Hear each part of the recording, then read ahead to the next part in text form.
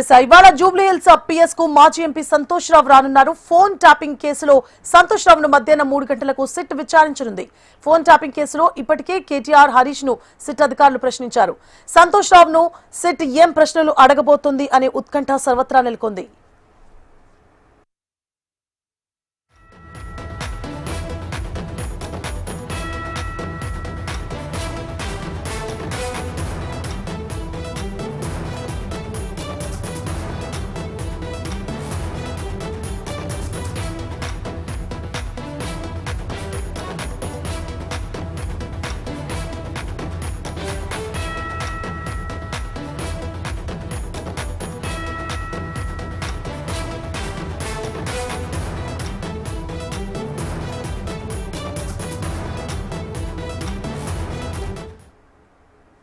ఇవాళ Jubilee hills PS కు మాజీ ఎంపీ సంతోష్ రావు రానున్నారు. ఫోన్ ట్యాపింగ్ కేసులో సంతోష్ రావును మధ్యాహ్నం 3 గంటలకు సిట్ విచారించనుంది.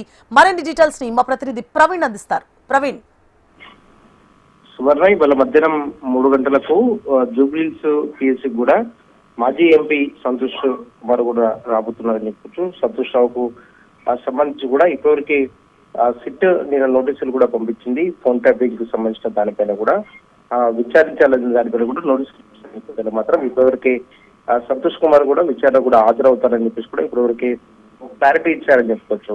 ఇప్పటివరకు రాష్ట్ర ప్రభుత్వం మాత్రం ఒక కక్షపూరితంగా వ్యవహరిస్తుంది. కావాలని ప్రతిపక్షానికి సంబంధించిన నాయకులకు వెంటనే అంటే ఫస్ట్ హరీష్ రావుకి నోటీసులు ఇచ్చింది సిట్ నోటీసులు ఇచ్చిన తర్వాత హరీష్ రావు సిట్ ముందు కూడా హాజరై దాదాపు 7:30 గంటల పాటు కూడా విచారణ కూడా ఎదుర్కొన్నారు.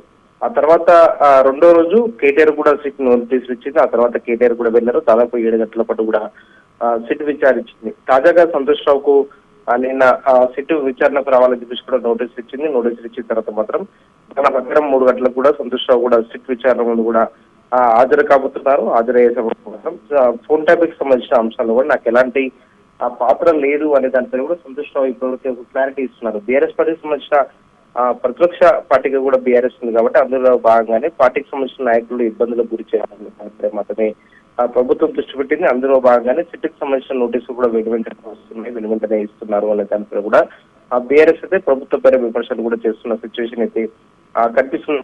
ఫోన్ ట్యాపింగ్ సంబంధించిన అంశంలో కూడా నాకు ఎలాంటి సంబంధం లేదు, కావాలని సిట్ ఇబ్బంది పెట్టాలని చెప్పేసి కూడా నోటీసులు ఇచ్చింది అంటూ కూడా ఇప్పటివరకే సంతోష్ రావు కూడా తెలిపిన సిచ్యువేషన్ అయితే కనిపిస్తుందని చెప్పుకోవచ్చు. మధ్యాహ్నం 3 గంటలకు కూడా సిట్ విచారణ ముందు కూడా సంతోష్ రావు హాజరు కాబోతున్నారు. సిట్ ఎలాంటి ప్రశ్నలు వేస్తుంది అలానే దానిపై కూడా ఒక ఆసక్తి రేపుతుందని చెప్పుకోవచ్చు. ఇప్పటికే బీఆర్ఎస్ పార్టీకి సంబంధించిన ముఖ్య నేతలు హరీష్ రావు, కేటీఆర్, అదేవిధంగా సంతోష్ రావుకు ఇప్పటికే సిట్ నోటీసులు ఇచ్చిన నేపథ్యంలో మాత్రం తొందరలోనే కేసీఆర్ కూడా సిట్ నోటీసులు ఇవ్వబోతుంది. కేసీఆర్ కూడా సిట్ విచారణకు పిలవబోతుంది అనే దానిపై కూడా ఒక ప్రచారం అయితే జరుగుతుంది. ఈ ప్రచారానికి సంబంధించి కూడా సిట్ ఏమైనా కేసీఆర్ కూడా నోటీసులు ఇచ్చి పిలుస్తుందన్న దాని పేరు ఆసక్తి రేపుతున్న సిచ్యువేషన్ అయితే కనిపిస్తుందని చెప్పుకోవచ్చు. మున్సిపల్ ఎన్నికలకు సంబంధించినంత వరకు మాత్రం షెడ్యూల్ రేపు మాపు రాబోతుంది కాబట్టి ఈ ఎన్నికలకు సంబంధించి డైవర్ట్ చేయడానికి మాత్రమే రాష్ట్ర ప్రభుత్వం సిట్ పెడుతూ వెంటనే నోటీసులు ఇచ్చి ప్రతిపక్షాలను కూడా ఇబ్బందులకు గురి చేయాలని చెప్పి చూస్తుందనే దానిపై కూడా బీఆర్ఎస్ అయితే